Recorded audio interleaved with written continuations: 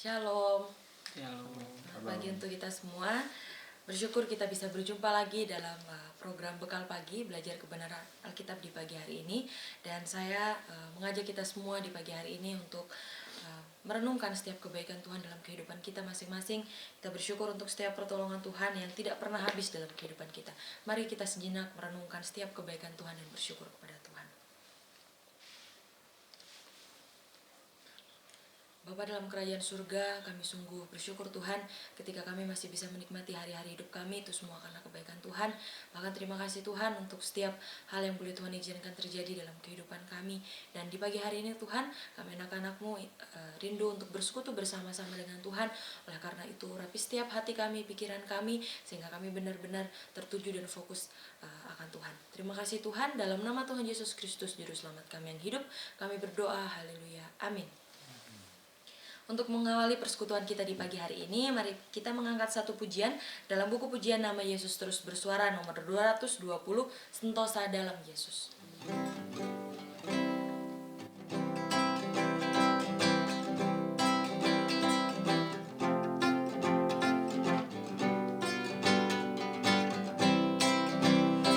Sentosa dalam Yesus. Sentosa dalam Yesus, terjamin hidupku. Oleh sebab cintanya hatiku telah teduh. Oleh sebab cintanya hatiku telah teduh. Ku dengar suara malam. Ku dengar suara malam berkumandang merdu. Di surga bergemalah pujian bagiku. Sentosa dalam Yesus, terjamin hidupku. Oleh sebab cintanya hatiku telah teduh. Ayatnya yang kedua, sentosa dalam Yesus tak akan kuat. Sentosa dalam Yesus tak akan kukuati. Pencobaan dan dosa sudahlah tersingkir. Lepaslah dari dosa. Lepaslah dari dosa. Lepas ketakutan. Tiadalah air mata dalam kemuliaan.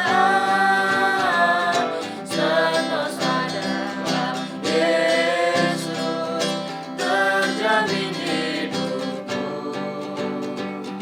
Oleh sebab cintanya hatiku telah teduh. Ya, kita akan dilawat kembali oleh kebenaran firman Tuhan. Kita akan bersama-sama belajar kebenaran Alkitab. Oleh karena itu, mari kita mengangkat satu pujian yang mengatakan sepanjang jalan Tuhan pimpin. Nama Yesus Terus Bersuara nomor 78.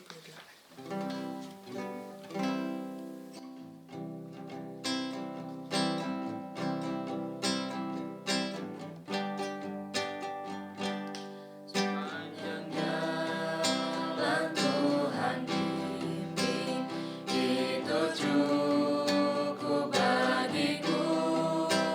Rahmat-Nya selalu serta dan melindungkan daku.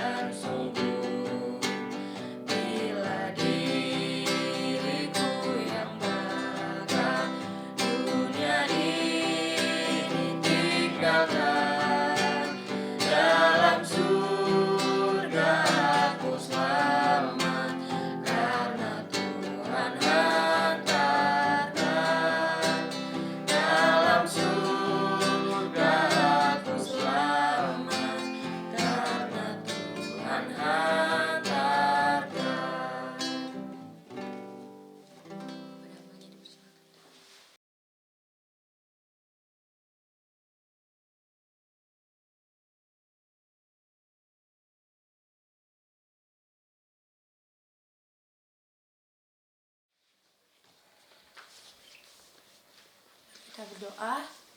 Bapa Surgawi, kami ucap syukur Tuhan untuk kesempatan yang Tuhan masih berikan untuk kami boleh bersekutu bersama. Bahkan pada hari ini kami rindu untuk mendengar suara Tuhan. Tuhan berbicaralah pada masing-masing kami. Engkau memberkati pikiran dan hati kami supaya kami boleh tertuju pada firman Tuhan. Terima kasih ya Bapa, di dalam nama Tuhan Yesus Kristus, Allah kami yang hidup, kami berdoa. Amin. Ya, Shalom. Ya, Bapak Ibu Saudara-saudari, kita akan kembali melanjutkan perenungan berseri kita. Kita buka dalam Yakobus, pasalnya yang kedua ayat 1 sampai yang ke-13. Yakobus pasalnya yang kedua ayat 1 sampai 13. Kita akan membacakannya secara berganti-gantian. Saya ayat yang pertama, Bapak Ibu Saudara ayat yang kedua, begitu sampai seterusnya. Jangan memandang muka. Saudara-saudaraku, sebagai orang yang beriman kepada Yesus Kristus, Tuhan kita yang mulia, janganlah iman itu kamu amalkan dengan memandang muka. Sebab jika ada seorang masuk ke dalam kumpulanmu dengan memakai cincin emas dan pakaian indah, dan datang juga seorang miskin ke situ dengan memakai pakaian buruk, dan kamu menghormati orang yang berpakaian indah itu, dan berkata kepadanya, silakan Tuhan duduk di tempat yang baik ini. Sedang kepada orang yang miskin itu kamu berkata, berdirilah di sana, atau duduklah di lantai ini dekat tumpuan kakiku. bukankah kamu telah membuat perbedaan di dalam hatimu dan bertindak sebagai hakim dengan pikiran yang jahat? Dengarkanlah, hai saudara-saudara yang kukasihi, bukankah Allah memilih orang-orang yang dianggap miskin oleh dunia ini untuk menjadi kaya dalam iman dan menjadi ahli waris kerajaan yang telah dijanjikannya kepada barang siapa yang mengasihi Dia? Tetapi kamu telah menghinakan orang-orang miskin. Bukankah justru orang-orang kaya yang mendesamu dan yang menyeret kamu ke pengadilan? Bukankah mereka yang menghujat nama yang mulia yang olehnya kamu menjadi milik Allah? Akan tetapi jika kamu menjalankan hukum utama yang tertulis dalam kitab suci, kasihilah sesama manusia seperti dirimu sendiri, kamu berbuat baik. Tetapi jikalau kamu memandang muka, kamu berbuat dosa, dan oleh hukum itu telah menjadi nyata bahwa kamu melakukan pelanggaran. Sebab barang siapa menuruti seluruh hukum itu, tetapi mengabaikan satu bagian daripadanya, ia bersalah terhadap seluruhnya. Sebab ia yang mengatakan jangan berzinah, ia mengatakan juga jangan membunuh. Jadi jika kamu tidak berzinah tetapi membunuh, maka kamu menjadi pelanggar hukum juga. Berkatalah dan berlakulah seperti orang-orang yang akan dihakimi oleh hukum yang memerdekakan orang. Sebab penghakiman yang tidak berbelas kasihan akan berlaku atas orang yang tidak berbelas kasihan, tetapi belas kasihan akan menang atas penghakiman. Ya baik, terima kasih untuk kerjasamanya. Nah, perkataan tentang Don't Judge Book by its cover seringkali kita dapati ya. Sebagai manusia kita ketika pertama kali bertemu seseorang, kita menilai mereka sesuai dengan sudut pandang kita masing-masing. Seperti kita berpikir, oh ini pasti pintar, atau mungkin kita berpikir juga, oh ini kayaknya orangnya kurang kasih sayang.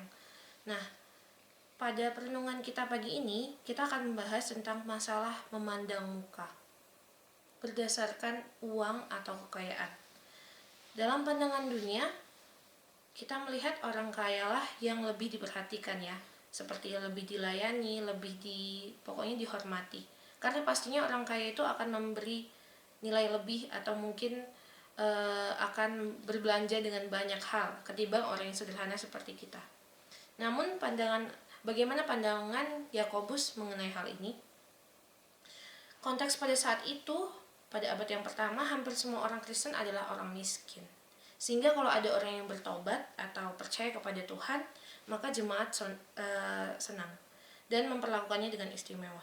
Nah, Yakobus 2 ini menyatakan tentang kedewasaan rohani yang terlihat dalam menghayati dan mempraktekkan iman kita. Yakobus merumuskan secara praktis arti menjadi pelaku firman dalam kehidupan sehari-hari. Dalam perikop ini, menekankan nilai kehidupan yang tidak dapat dipengaruhi oleh nilai ras, status, ekonomi, dan hubungan antar sesama manusia. Cenderung orang lebih dihormati ketika memiliki status yang lebih baik dan mengabaikan mereka yang rendah. Nah, poin kita yang pertama yaitu memandang muka itu ialah dosa. Mengapa memandang muka itu dosa? Hal ini merupakan dosa yang membeda-bedakan Karena sama halnya dengan melakukan ketidakadilan, di mana kita menempatkan diri kita melawan Allah. Allah dalam kalau misalnya kita membacakan secara perhatian, Allah telah memilih orang miskin, memuliakan mereka, bahkan meninggikan mereka, sedangkan kita tidak. Di dalamnya juga kita telah membuat perbedaan, kalau misalnya membeda-bedakan itu menurut peraturan dan ukuran yang keliru yang kita buat sendiri. Kita telah bertindak sebagai hakim dengan pikiran yang jahat, lebih menyukai kemegahan lahiriah daripada keagungan batiniah. Padahal Kristus dikatakan di sini memilih orang yang dianggap miskin oleh dunia untuk menjadi kaya di dalam iman. Tetapi malahan kita yang menghinakan orang-orang miskin. Sikap ini jelas ialah dosa, karena bertentangan dengan pernyataan Allah, bahwa Allah juga tidak membedakan siapapun karena Ia melihat hati dan bukan penampilan lahiriah. Yang kedua, sikap ini tidak terdorong oleh kasih yang murni. Bagaimana memperbaiki atau melandasi firman ini, menentang memandang muka ini ialah dengan kasih yang murni. Kasih yang murni itu kita lihat yaitu hukum kasih, seperti kasihlah sama manusia seperti dirimu sendiri. Penulis memberikan surat ini dengan tujuan agar orang Kristen kembali kepada hukum kasih kepada hukum kasih, sehingga memiliki sikap yang benar terhadap semua orang. Begitu pula dalam hal pelayanan kita. Kita sebagai orang Kristen harusnya bersikap adil. Kesetaraan itu harus terpancar baik dalam ibadah maupun dalam pelayanan kita secara sosial. Tidak boleh pilih kasih atau hanya untuk kalangan sendiri saja. Nah, pengamalan iman harus berdampak luas hingga cita rasa Kristus dapat dicicipi oleh semua kalangan kita. Nah, maka dari perenungan pada pagi hari ini, kita belajar bersama-sama bagaimana kita tidak boleh melayani orang melihat status atau jabatan, atau melihat sebagaimana hubungan kita lebih dekat. Kita menghargai tiap-tiap orang berdasarkan kasih yang Tuhan telah ajarkan.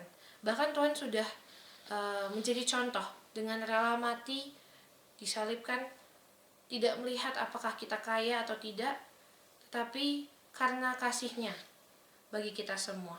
Maka biarlah kita dalam pelayanan kita, dalam berelasi, kita boleh sama-sama belajar untuk mengamalkan iman kita kepada semua orang, sebagaimana Kristus telah mengamalkan iman dan sudah menjadi teladan bagi kita semua. Mari kita berdoa.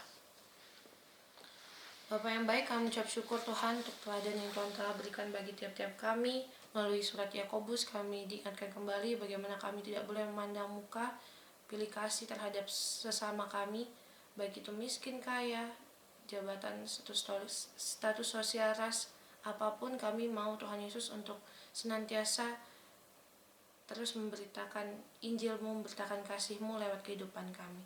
Terima kasih ya Bapa, dalam nama Tuhan Yesus Kristus Allah kami yang hidup, kami berdoa, amin. Ya, saya yakin kita semua telah diberkati oleh kebenaran firman Tuhan di pagi hari ini. Sampai jumpa dalam episode bekal pagi selanjutnya. Shalom, Tuhan Yesus memberkati.